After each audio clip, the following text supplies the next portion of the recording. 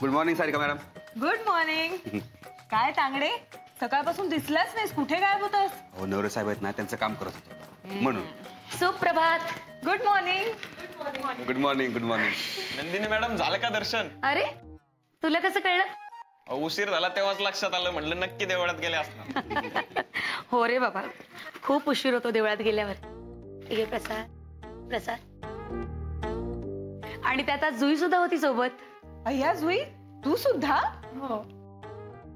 आज आम्ही देवाचे आभार मानून आलो. आभार? ते कशाला? अरे त्याच्यामुळेच तर आज आदिती आपल्या सोबत आहे ना. आऊंनी अगदी योग्य निर्णय घेतला.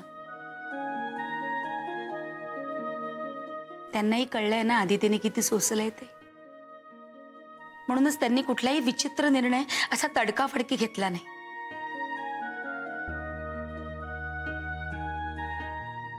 घे बाळ, प्रसाद घे. आणि तू टेन्शन घेऊ नकोस. सगळं नीट होईल. तो आहे ना, तो करेल सगळं नीट. अरे हे काय, हे कुठे गेले? हे नाही आले अजून? ते हे अरुण काका लेट येणार आहेत. हो का? अच्छा. आणि रजनी, जय? ते दोघं जण कॉन्फरन्स रूम मध्ये प्रेझेंटेशनची तयारी करतायत. हो का? बर, चांगलंय. करू दे, काम करू दे. रजनीला एक काम नसलं ना की वाटेल ते बरळत असते. खरं सांगू का, म्हणजे असं बोलू नये, पण आऊंनी बरंच केलं. काल त्या नवऱ्यांना आणि त्या रजनीला चपराक दिली. ती एक वाटेल ते बरळत असते आणि हे नवरे ज्यात त्यात पुढे पुढे करत असतात. काय तर म्हणे सिनियर. नंदिनी मॅडम, मला एक फाईल हवी आहे, अर्जंट आहे, प्लीज देता का? हो हो देते ग बाई, देते. आधी श्वास तर घेऊ दे मला. आणि हे बघ, तू अजिबात टेन्शन घेऊ नको. ते नवरे काहीही करू शकत नाही. आऊंच्या पुढ्यात त्यांचं काही चालूच शकत नाही. नंदिनी मॅडम, मी काय म्हणते, राहू दे ना, आपल्याला खूप काम आहेत, नाही कामाला लागायला हवं. हो ग बाई, काम तर काय होतच राहणार. आणि नाही केली तर मागून येतीलच ते हॉर्न वाजवत, चला काम करा काम करा. तुला सांगू का, ते नवरे म्हणजे ना एक नंबरचे टीकाकार आहे, टीकाकार. सतत टोचून बोलत राहतात बस. नवरे काका तुम्ही? नवरे तुम्ही? तुम्ही उधळलेली स्तुती सुमनं इथे मागे उभं राहून झेलत होतो मी. मी टीकाकार काय? हो, तुम्ही टीकाकारच. म्हणजे तुम्ही टीका करत असता म्हणूनच सगळी कामं अचूक होतात ना ऑफिस मधली, असं म्हणायचं होतं मला. तेवढ्यात तुम्ही आलात. हो का? आणि मी काही ठरवलं तर काही होऊ शकत नाही, हे सुद्धा ऐकलं. हा, म्हणजे तुम्ही काही ठरवत नाही ना, त्यामुळे काही चांगलं होत नाही आपल्या ऑफिस मध्ये, असं म्हणायचं होतं मला. हे बघा नंदिनी मॅडम, आता मला काही बोलायचंच नाही. की तुम्ही प्रसाद घ्या, प्रसाद घ्या. तोंड गोड करा आधी. जाऊ दे, आणि कशाला ना उगाच वाद. गप्पा झाल्या असल्या तर जरा कामाला लागा. चला. बापरे, परमेश्वरा, इतकी वर्ष मी यांना प्रसाद देतेय, पण या प्रसादातला गोडवा कधी जिभेवर येणारे कोणास ठाऊक. आणि काय ग, तुम्हाला पण आधी नाही सांगता आलं हे आलेत ते?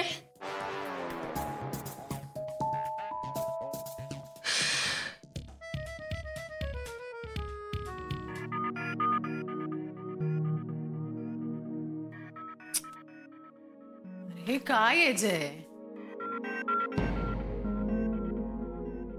हे किती वेळा? आपण आपलं डोकं लावून काहीतरी नवनवीन आयडिया शोधून काढायचा, वेळ घालवायचा त्याच्यावर. आणि दाभोळकरांनी रिजेक्ट असा एक शब्द तोंडातून बाहेर काढला की झालं. आपली सगळी मेहनत पाण्यात. पुन्हा पहिल्यापासून सगळं सुरू करा. कसला त्रास देतायत आपल्याला, कसला राग काढतायत. त्यांना नक्की काय हवंय ते एकदाच का सांगत नाहीत? का सांगायचंच नाहीये त्यांना?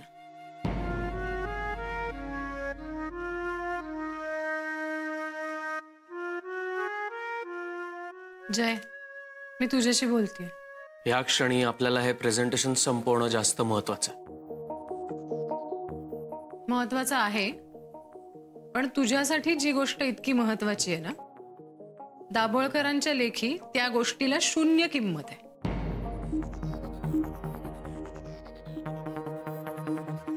नाही, हळूहळू कळतंय मला हे सगळं कशामुळे होतंय ते. तुझी लाडकी मैत्रीण जबाबदार आहे याला. हिच्यामुळेच होतंय सगळं. बाप लेक मिळून त्रास देत आहेत आपल्याला. ह्यात आदिती मॅडमची काही चूक नाही. घेतली बाजू. एक सेकंद तरी विचार करायचा जय. तुझी आदिती मॅडम दाभोळकरांची मुलगी आहे. मग रजनी, त्याचा ह्या सगळ्याशी काही संबंध नाहीये. संबंध आहे. तू त्यांच्या मुलीच्या इतक्या जवळ असतोस. तिचा ऍक्सिडेंट झाला तरी तू हॉस्पिटलमध्ये, सतत तिच्या मदतीला हजर. हे काय त्यांना कळलं नसेल, दिसलं नसेल? मग काय त्याचाच खार खातात? आता तरी ऐक माझा. आता तरी जरा लांब राहा तिच्यापासून, नाही तर नोकरी गमवावी लागायची एक दिवस. रजनी, मला आत्ता हे प्रेझेंटेशन सरांना दाखवायचं, ते त्यासाठीच थांबलेत. रिजेक्शन साठी थांबलेत. तू जा त्यांच्याकडे प्रेझेंटेशन घेऊन, पण फार कौतुकाची अपेक्षा ठेवू नकोस. अपेक्षा भंग होईल. कौतुक किंवा रिजेक्शन याची अपेक्षा ठेवण्यापेक्षा आपण आपलं काम चोख करणं जास्त महत्वाचं आहे, नाही का? मग त्या कामाच्या मोबदल्यात दरवेळेला भरपूर अपमान आपल्या पदरात पडला तरी जे हेच पटत नाही मला तुझं. तू जाऊ दे, मरू दे. काय उपयोग आहे बोलून? माझा तर दिवसच वाईट चालले. एक गोष्ट मनासारखी नाही. तुझं झालं असेल तर एकदा हे प्रेझेंटेशन बघून घे. काही सजेशन्स असतील तर सांग, नाही तर मी हेच नेऊन दाभोळकरांना दाखवतो.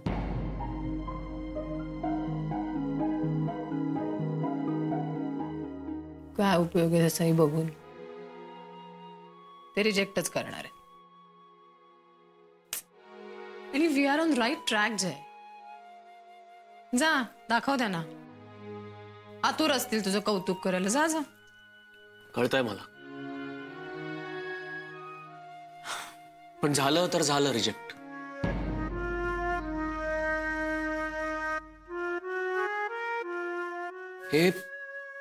हे प्रेझेंटेशन रिजेक्ट झाल्याचा जेवढा मला त्रास होतोय ना, तेवढा ते रिजेक्ट करत बसण्याचा त्यांना त्रास होईपर्यंत मी प्रयत्न करत राहणार आहे. बघू तरी दे त्यांच्या मनात नक्की काय आहे. All the best.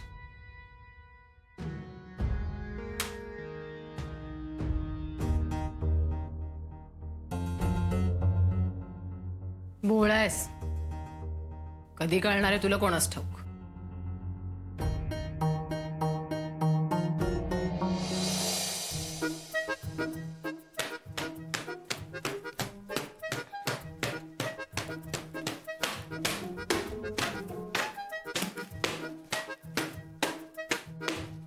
ज्या स्पीडनं तोडण्याचा पट्टा चालवतेस त्या स्पीडनं फडकत चालवू नकोस. ते फडकं तुला साफसफाई करायला दिलंय, फाडायला नाही. हे बघा, मला माझं काम करू द्या. मग अशी तुला झाडू मारताना मध्ये मध्ये येऊ नको असं म्हणाला, आणि आता फडकं मारते ते पण नको. उलट तुम्ही जसं येरा झारा घालून ना माझ्या कामात व्यत्यय आणताय. काय आणताय? व्यत्यय. जिभेला सोसत नाही असे शब्द उच्चारतेस कशाला ग? शब्दाचं वजन जिभेवर जास्त पडेल, एके दिवशी जीभ गळून पडेल ब्लॉकन करून. व्यत्यय म्हणतात त्याला, व्यत्यय. हा तेच ते आणून राहिले तुम्ही. ए मी काही आणत नाही. हा तू तसं फडकं मारून मारून माझ्या डोळ्याला झिणझिणी आणतेस. शांत बसून काम कर. मी शांतच होते, तुम्हीच भांडण उकरून काढलं. हे बघ, तुझ्याशी मला वाद घालायचं नाही. हा मग शांत बसा ना. माझ्या घरात मी शांत बसेन, नाही तर तांडव करीन. तुला काय करायचंय? तुम्ही आणि ए उगाच हसू नको सांगतोय. अहो अहो काय काय झालं? काय चाललंय तुमचं? काकू काका तांडव करणार आहेत. आपण ना आजूबाजूच्या लोकांना बोलूया आणि तिकीट लावून शो करूया. ए शकू, तुझ्या जिभेला जरा लगाम घाल सांगून ठेवतोय. शकू जा बरं, भांडी घास आज जाऊन. मी घासते, पण यांना पाठवू नका. या तिथे पण येऊन माझ्या कामात व्यवस्था आणतील. ए आधी नीट बोलायला शिक. व्यत्यय म्हणतात त्याला. तुम्हाला व्यत्यय म्हणायचंय का? हे तिला सांग. अहो काय झालं? का उगीच चिडचिड करताय? सकाळपासून बघतेय, येरझारा घालताय, फोन चालू आहे का बघताय. काय झालंय? काही नाही. सकाळपासून तुम्ही अस्वस्थ दिसताय. खरं सांगा, मुलांची काळजी वाटते ना? काळजी वगैरे काही नाही, पण ऑफिस मध्ये काल एवढं झालं. काल उशिरा आले, पण आज ऑफिस मध्ये गेलेत. काय काय कळवायची पद्धत असते की नाही? खरंच मला सुद्धा काळजी वाटते. मला काळजी वाटत नाही असं मी सांगितलंय. मग हे सगळं काय आहे? हा राग आहे, राग. त्यांच्या बेजबाबदारपणाचा राग येतोय मला. मी आदितीला फोन करून विचारू का? काही गरज नाही.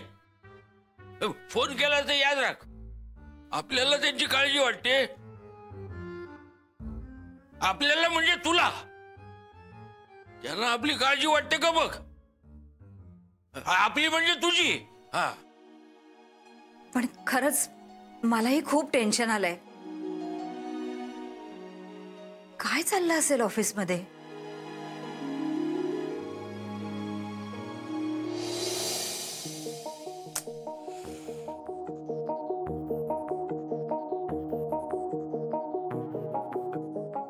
कॉफी घेऊन ये माझ्यासाठी.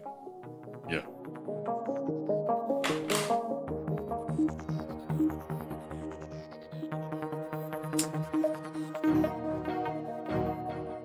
मिस्टर जयराम, या प्रोजेक्टवरचं तुमचं हे कितवं प्रेझेंटेशन? 5वं की 6वं?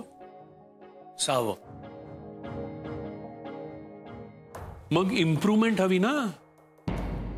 कसं आहे, तुम्ही रोज नवीन चूक करताय. म्हणजे एखादी गोष्ट तुम्हाला सांगितली की तुम्ही ती करेक्ट करून आणता, पण पुन्हा दुसऱ्या ठिकाणी चूक करता. मग त्याचं करेक्शन, मग पुन्हा प्रेझेंटेशन.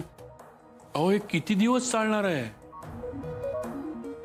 मिस्टर जयराम, आयदर तुमचं तुमच्या कामामध्ये लक्ष नाहीये किंवा तुम्हाला हे काम जमत नाही. सर पण मी. मिस्टर जयराम, प्रॉब्लेम तुमचा आहे का माझा आहे हे मला माहित नाहीये, पण एक गोष्ट मात्र नक्की, we are not on same page. Yes. Coffee.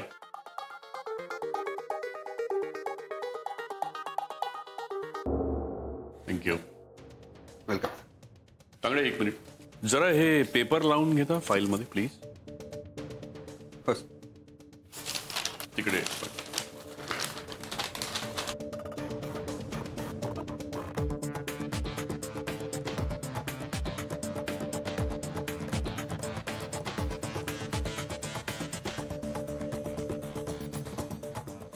वा,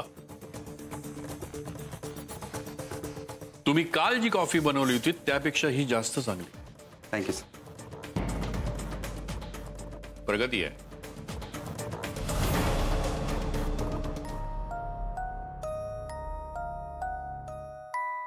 मिस्टर जयराम, याला म्हणतात इम्प्रूव्हमेंट.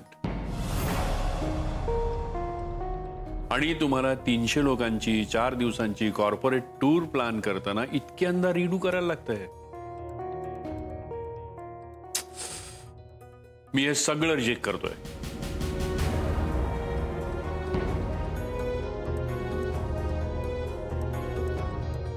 सर, मी माझ्या परीने अनेक प्रकार प्लॅन करून दिले. आता प्लीज तुम्हाला काय हवंय ते तुम्ही मला सांगा, मी तसं करून देतो. आता मी प्रेझेंटेशन बनवू का? अहो, क्लायंटला काय हवंय काय नको याचा अंदाज यायला हवा तुम्हाला. आणि आपण जे प्रेझेंटेशन करू त्याला क्लायंटनी हो म्हटलं पाहिजे असा कॉन्फिडन्स असायला हवा. मला नुसती गधामजुरी नको आहे, मला स्मार्ट वर्क पाहिजे. सर, पेपर लावले. हो, thanks. Mister Tangde, thank you very much. छान कॉफी दिल्याबद्दल. Pleasure sir. बघा, हा सुद्धा कॉफीमध्ये बदल घडवतो.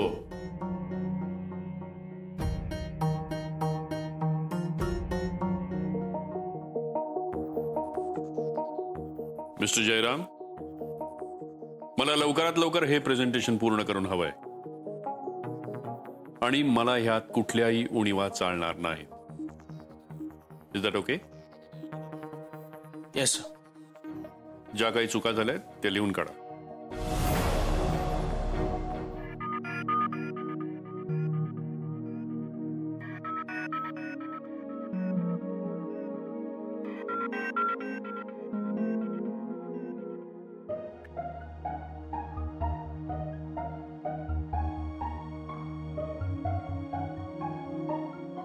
अरे तांगडे, काय तोंड बंद कसं तुझं? मग तरी आवाज कर.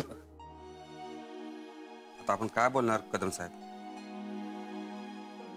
आपलेच दात आणि आपलेच ओठ. म्हणजे दाभोळकर सरांच्या केबिन मध्ये वातावरण तंग आहे. कोण गेला आतमध्ये?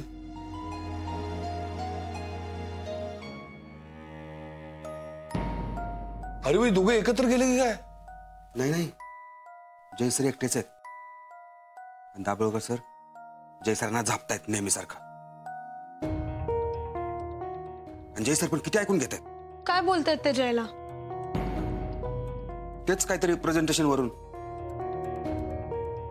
पण त्याने तर प्रेझेंटेशन तयार केलं होतं ना. हा, पण त्यात काहीतरी चूक आहे असं त्यांचं म्हणणं आहे. पण किती?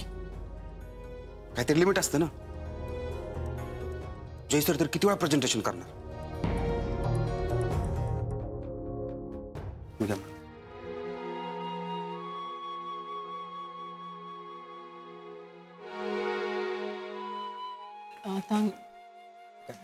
काय नाही, थँक्यू. सर,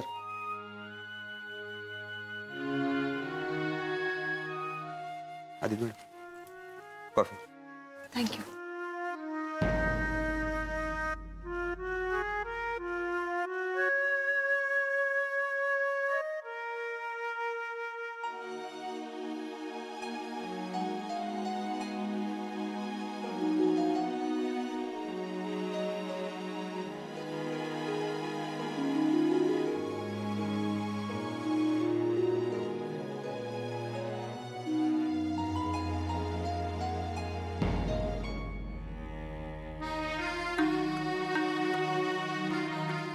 दाभोळकरांनी पुन्हा झापलं ना आज.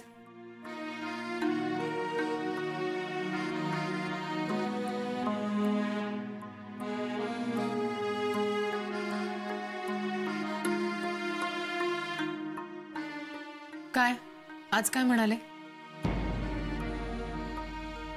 रजनी, अगं आत्ताच बाहेर आलाय तो.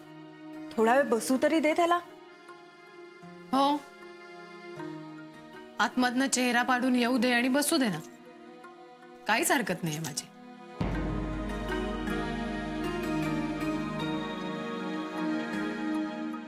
जय काय म्हणाले? मी तुझ्याशी बोलतीये.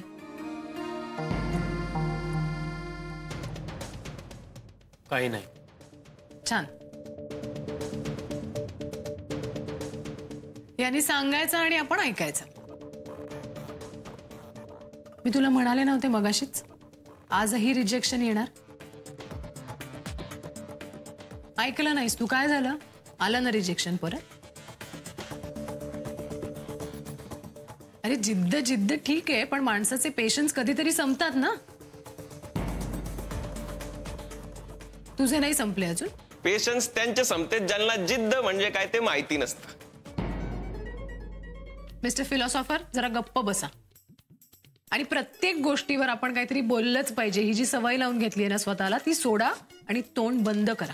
रजनी मॅडम. अरे साई प्रसाद, काय चाललंय तुमचं? शांत हो जरा. आणि रजनी, तू ही आता प्लीज एक अक्षरही बोलू नकोस. कसं बोलू नको नंदिनी मॅडम?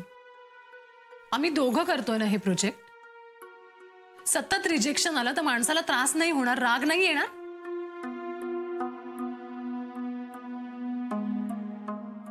जय, बस झालं आता. आता ह्या पुढे तू प्रेझेंटेशन द्यायला जायचं नाहीस.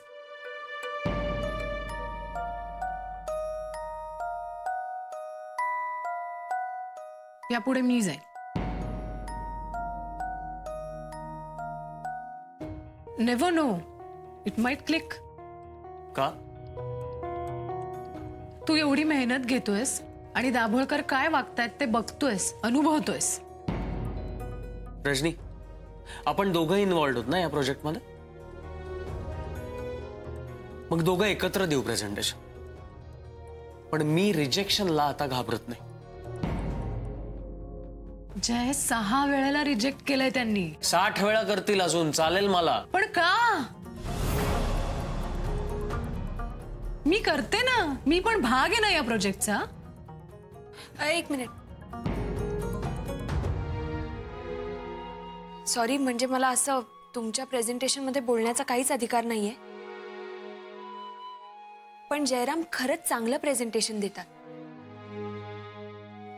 आणि ह्या वेळेला मला असं वाटतं तुम्ही दोघांनी एकत्र मिळून ते प्रेझेंटेशन द्यावं. जयराम, जय वाईट प्रेझेंटेशन देतो असं माझं म्हणणंच नाहीये.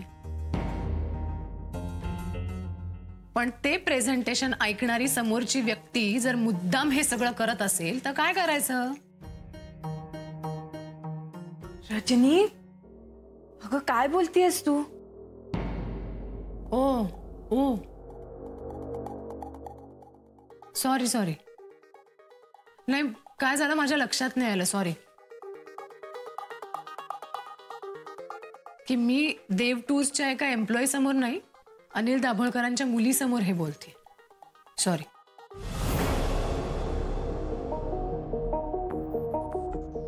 आता काही बोलायचंही नाही ना, कारण काही बोललं की मुलगी पप्पांना जाऊन सांगणार आणि पप्पा जयवर अजून राग काढणार. रजनी प्लीज. अगं मी इथे अनिल दाभोळकरांची मुलगी म्हणून नाही, तर देव टूर्सची एम्प्लॉई म्हणूनच काम करते. हो ना? मग देव टूर्सची एम्प्लॉई म्हणूनच मला सांग की दाभोळकर ज्या पद्धतीने जयशी वागतायत ते पटतंय तुला?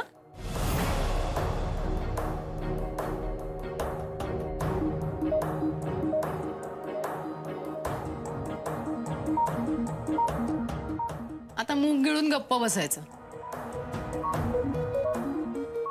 कारण ते सोपं आहे ना. तू तुझ्या पप्पांच्या मनाविरुद्ध लग्न केलंस आणि जयची आणि तुझी खूप चांगली मैत्री आहे. तुमचं खूप चांगलं रिलेशन आहे, ह्याचा राग काढतायत ते.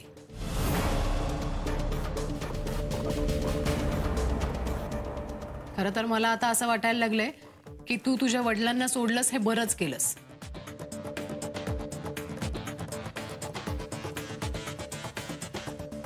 कारण अशा माणसाबरोबर राहणं कठीण आहे. हे रजनी, बास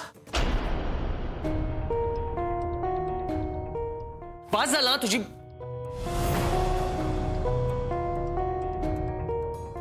रजनी, खरंच अति होतंय, आता जरा गप्प बस.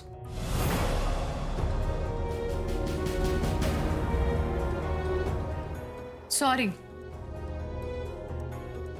Once again sorry. काय करू, कान पकडू का उठा बशा काढू? काय करू म्हणजे मला माफी मिळेल? कारण मी फार मोठी चूक केली आहे ना. मी दाभोळकरांच्या मुलीसमोर त्यांच्याबद्दल हे असं सगळं बोलतीये. ही खूप मोठी चूक आहे माझी.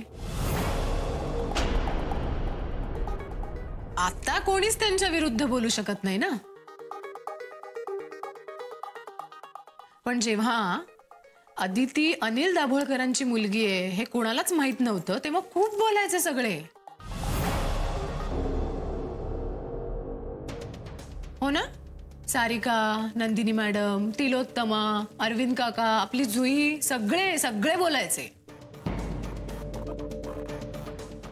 पण आता नाही. आता कितीही राग आला त्यांचा तरी गप्प राहणार, राग गिळून टाकणार. उलट त्यांचं भरभरून कौतुक करणार. कारण इथे आमच्या समोर अनिल दाभोळकरांची मुलगी बसली आहे ना. हे बघ रजनी, मला ना हे प्रेझेंटेशन बनवून द्यायचं, ते जास्त महत्वाचं आहे आता. त्यामुळे बाकी सगळे विषय इथेच थांबव प्लीज. करेक्ट आहे. म्हणजे काय विषय लांबवल्याने रिजेक्ट झालेलं प्रेझेंटेशन अप्रूव्ह होणार नाही ना. हे बस सायप्रस. एक मिनिट रजनी मॅडम, मी जयशी बोलतोय. कसं आहे, उगाच वैतागून तुमच्या चेहऱ्यावरचं सौंदर्य खराब करून घेऊ नका, नाही का?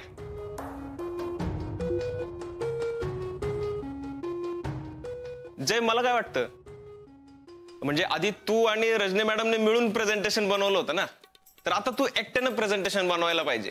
म्हणजे ते नक्की अप्रूव्ह होईल. रजनी मॅडमची मदत न घेता. You never know, it might click. Correct. Saiprasad बरोबर बोलतोस तू.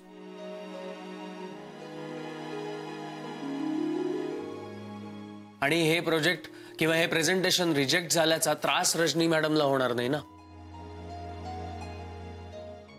बरोबर आहे तुझं, मी एकट्याने सगळं हँडल केलं पाहिजे. आणि त्यामुळे ते काम अजून फास्ट होईल. मी काय बोलतीये हे कळत नाहीये का कुणालाच? जय, तुझं हे प्रेझेंटेशन दाभोळकर रिजेक्ट करणार. ते नाही ओके करणार काहीही झालं तरी. तू पुन्हा तुझा वेळ वाया घालवतोयस जय. रजनी, तुझ्या बोलण्याने आता तसही वेळ वायाच जातोय. ठीक आहे, तू कर प्रेझेंटेशन. पण दाभोळकरांनी ते रिजेक्ट केलं तर तू जे काही म्हणशील ना ते मी करेन.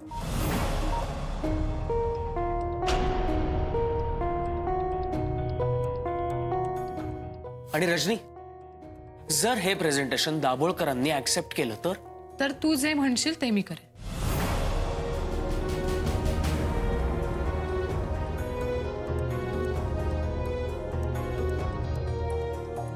Will see.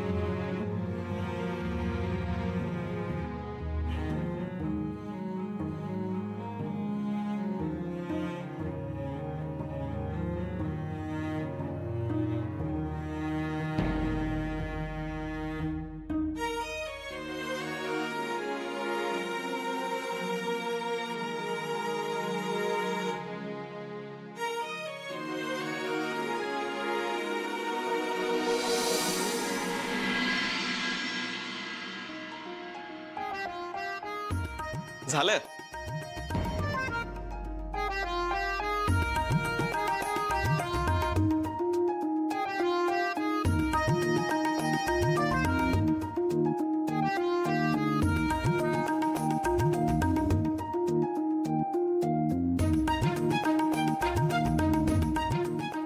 जय, तू बिंदास राहा.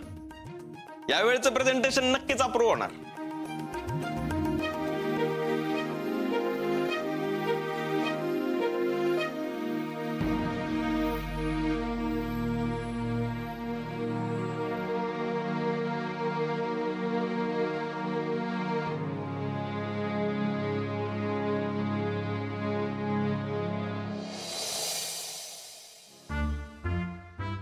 अहो केतकर नका एवढे रागवूत. सकाळपासून मी हेच सांगते त्यांना. एक मिनिट, अण्णा बोलताय ठीक आहे, तू मध्ये मध्ये संधी साधू नकोस बोलायची. अण्णा मला सांगा तुम्ही, मी चिडू नको तर काय करू? या मुलाला काही फिकर आहे का? कसे वागतात पाहिलंच ना. हो नाही कुठे म्हणतोय मी, मुलं चुकतायतच. हा, पण केतकर मी काय म्हणतो, तुम्ही एवढा त्रास नका हो करून घेऊ स्वतःला. अहो एवढी चिडचिड बरी नाही. वहिनी, अहो तुम्ही सांगा यांना काहीतरी. मी नाही काही बोलणार. बोलले की मीच दिसते. आता बोलतेस म्हणून दिसतेस, नाही तर कशाला बोलेल मी? आता काही बोलणार नाही मी. नाही, अशीच राहा. ऑफिस मध्ये सगळं ठीक आहे ना? काही अडचण तर नाही ना? कळायला काही मार्ग नाही? कुमूला फोन केला असतो, तिला तरी काय विचारणार? बघा अण्णा, अशी वागतात ही मुलं. मऊ लागलं की कोपरानं खाण्याचं. मी मगाशीच फोन करू का म्हणून विचारलं होतं. तू? मी अण्णांशी बोलतेय. बरं का अण्णा, मी मगाशीच विचारलं होतं, पण तेव्हा मोठ्यांदा नाही म्हणून सांगितलं. मग आता कशाला बोलतायत? हो अण्णा, तुम्ही हिचं काय ऐकू नका. तू का फोन करशील मला सांग? त्यांनी करायला हवा काय? त्यांची काय जबाबदारी आहे की नाही? जाऊ दे, तुझ्याशी बोलण्यात काही अर्थच नाही. मी आपला खोलीत जाऊन पडतो माझ्या. चला. अण्णा, यांना ना प्रत्येक गोष्टीची घाई असते. तुम्ही नका वाईट वाटून घेऊ. घाई नाही हो, काळजीपोटी बोलतात. आणि वहिनी, अहो मी वाईट कशाला वाटून घेऊ? उलट मला बरंच वाटतं. केतकर किती आपुलकीने जय आदितीचा विचार करतात बघा ना. तुम्ही असं करा ना, मला फोन लावून देता का जरा? चांगलं खडसावतं या मुलांना. नको नको अण्णा, तुम्ही नका फोन करू. अहो त्या मुलांना काय कमी काम असतं का? गडबडीत असतील मुलं. हो, नाही तर त्यांनी फोन करून सांगितलंच असतं आपल्याला. राहून गेलं असेल. अण्णा, तुम्ही सूप पिऊन घ्या आणि आराम करा. त्यांचा फोन आला ना की मी कळवते तुम्हाला. हा, बरं.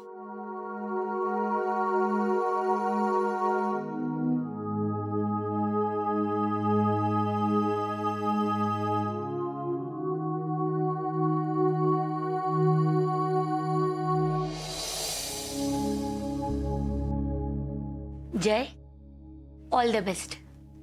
अजिबात टेन्शन घेऊ नकोस, मेहनतीचं फळ मिळतच. खरंय. आणि या वेळेला मी बोललोय ना, त्यामुळे रिजेक्शन नाही येणार. तुला विचारून रिजेक्शन दिलं जातं का?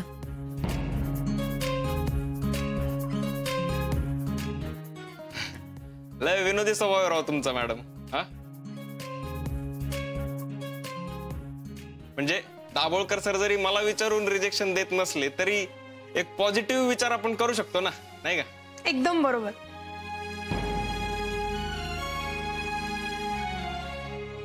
या देव मॅडम.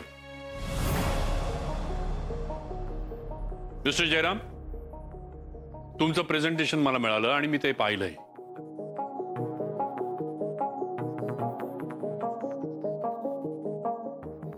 देव मॅडम, मला असं वाटतं की आज आपण इथे सगळ्यांसमोर त्या प्रेझेंटेशनवरती चर्चा करूया. म्हणजे कसं आहे की सगळ्या स्टाफलाही कळेल की क्लायंटच्या रिक्वायरमेंट्स फुलफिल करण्यासाठी नेमकं काय करायला लागतं.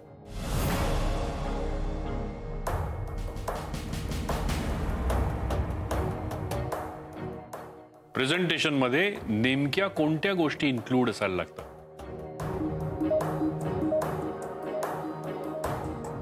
तुम्हाला काय वाटतं?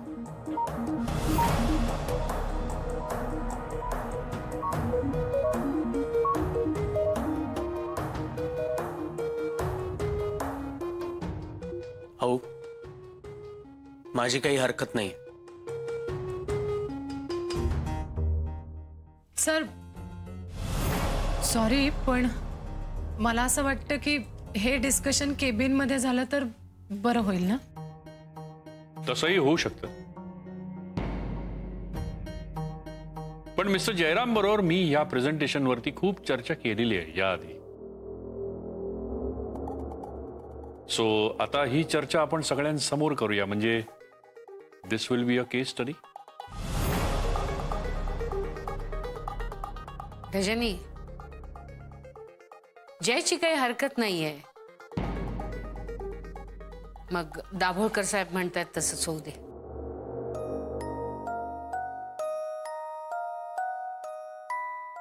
Thank you Dev madam.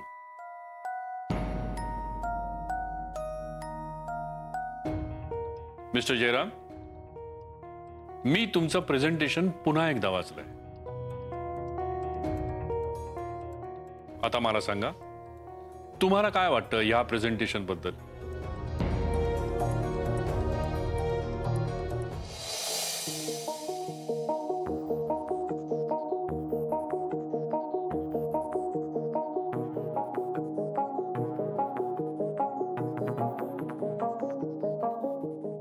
Sir, एडीएमचे 300 employee 4 दिवसांसाठी एका कॉन्फरन्ससाठी परदेशी जाणार आहेत.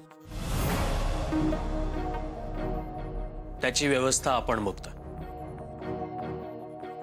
अहो, आता एडीएमचे एम्प्लॉईज आहेत म्हटल्यावर त्यांचा प्रत्येक मिनिट महत्वाचा असणार. सर, त्यामुळे कामाबरोबर साईट सीइंगही झालं पाहिजे. म्हणजे सगळंच अप टू द मार्क असलं पाहिजे. त्याप्रमाणे मी तुम्हाला जे काही ऑप्शन्स दिले होते ते माझ्या परीने बेस्ट होते. पण अहो, सरांचं वेगळं मत होतं, त्यामुळे हे आता 7वं प्रेझेंटेशन. सर, या प्रेझेंटेशन मध्ये तुम्हाला जे काही हवं होतं ते सगळे चेंजेस करून तुम्हाला हवं तसं प्रेझेंटेशन बनवलेलं. तोच plan. Right. Not bad at all. Thank you sir. मी नॉट बॅड असं म्हणालो मिस्टर जयराम. गुड असं म्हणालेलो नाही. दाभोळकर साहेब, तुम्हाला आणखी काय अपेक्षित आहे जयरामकडून? Mister Jayram should think out of the box. आत्ता त्यांनी जे प्रेझेंटेशन दाखवलेलं आहे त्यातला डे 1 पहिल्या प्रेझेंटेशन मधला आहे. डे 2 दुसऱ्या प्रेझेंटेशन मधला आहे. आणि डे 3 अशाच कुठल्या तरी रिजेक्ट केलेल्या प्रेझेंटेशन मधला आहे. हे सगळं फक्त कॉपी पेस्ट केलेलं आहे.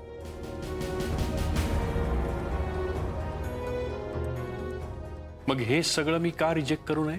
एक सॉरी सर, मी मध्येच इंटरप्ट करतो तुम्हाला, पण मी जेवढे प्रेझेंटेशन्स केले नसतील त्यापेक्षा कितीतरी जास्त टूर्स तुम्ही केले.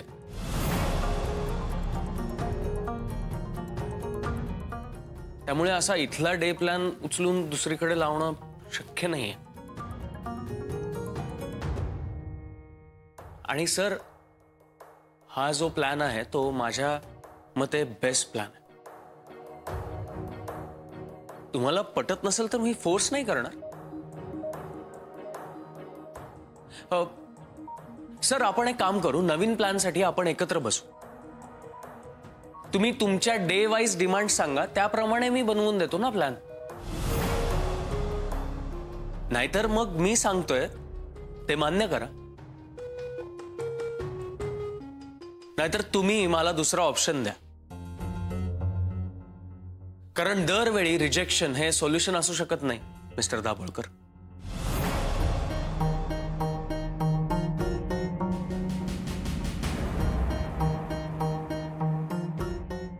तुम्ही सांगा काय करूया.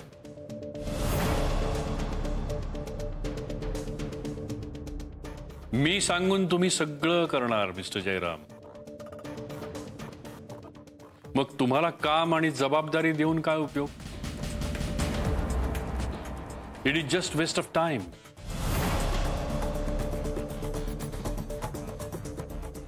मी तुमचं हे प्रेझेंटेशन रिजेक्ट करतोय.